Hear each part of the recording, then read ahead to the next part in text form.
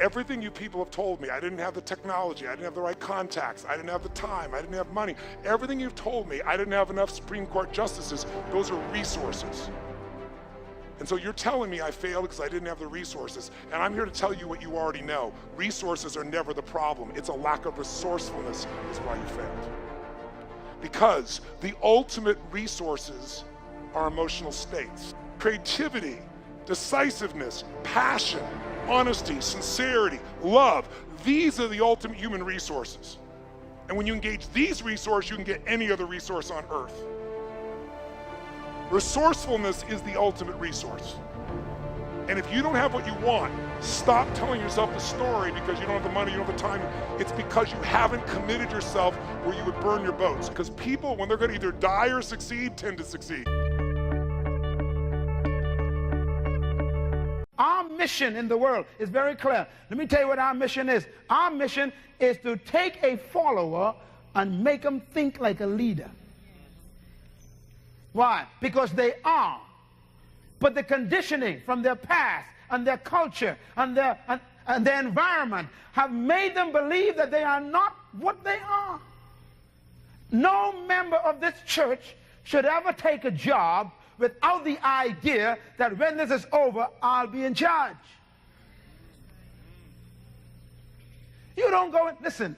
I'll never forget the meeting I had when I was in Malaysia. I went to a Sony company. And I was sitting down talking to a multi-millionaire group. I mean, but 7, 8 of these guys, all millionaires, multi-millionaires. I'm taking a break from the seminar, and one of them said to me, he said, do you know how I made my money?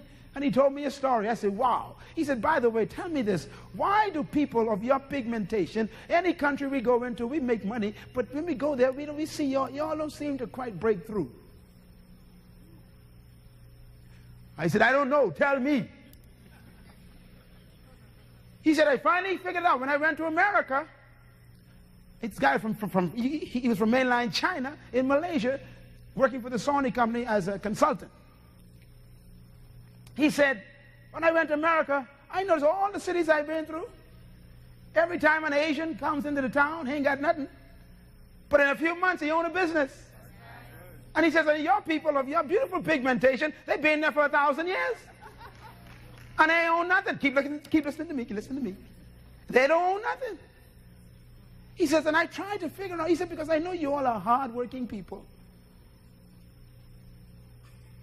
He says, and after studying this for 5 or 6 years, I finally figured out. He says, you know, as I talk to your people, I finally figured out that we have different mentalities. Not abilities, mentalities. He said the difference between us is when we go into a city, we think differently. He said, for example, when you people go into any city, you go looking for a job. He says Chinese never look for jobs. He said when we go into the city, we go looking for a business.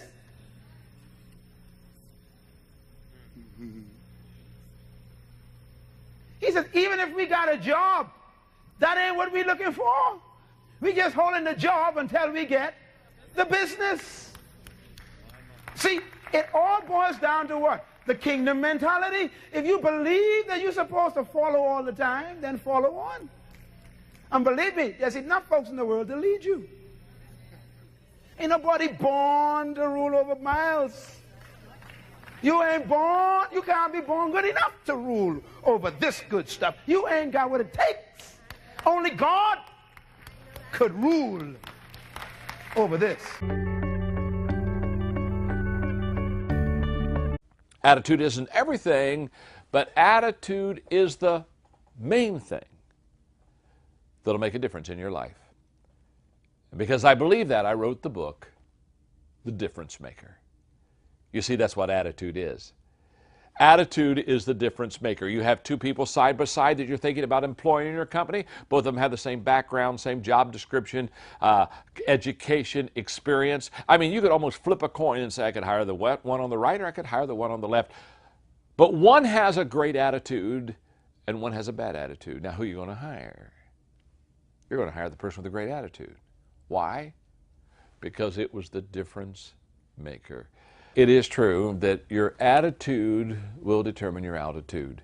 And in the Difference Maker, I talk about 5 areas that usually pull down or sink our attitude. I mean, I'm talking about fear, failure, discouragement, change, things changing all around us in the process until we can't keep up. I'm talking about things that have a tendency to destroy the attitude.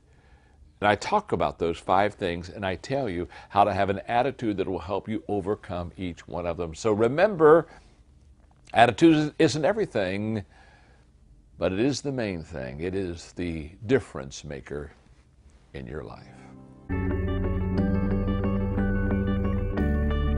Some companies don't want to follow the why, and they choose not to follow the why because they think that they can make more or do better by ignoring it.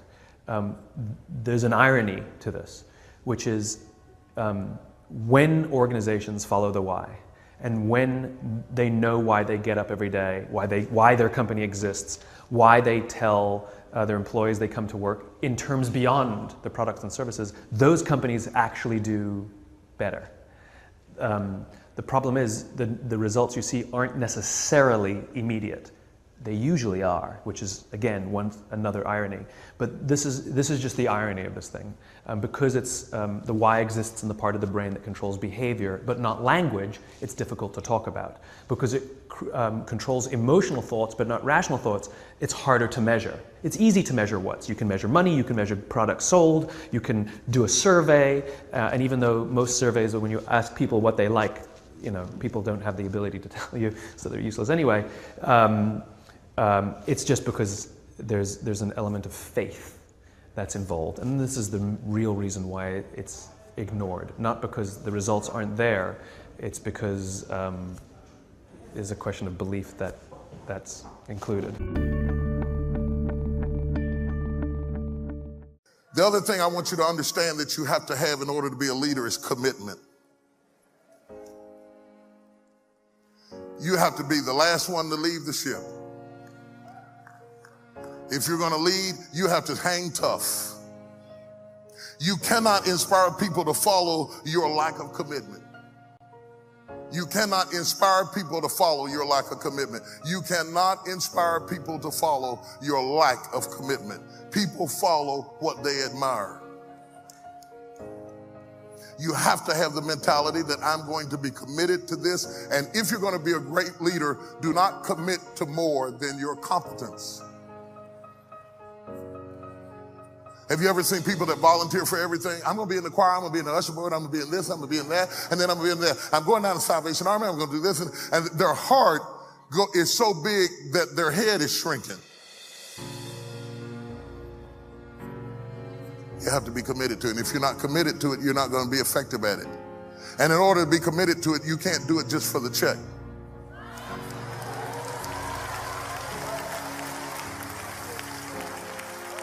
You can buy competence, but you cannot buy commitment. Commitment has to come from the heart. It's a heart thing. It's not a check thing. It's a heart thing. It's not a check thing. And I want you to close the gap between where you get your money from and what you're committed to.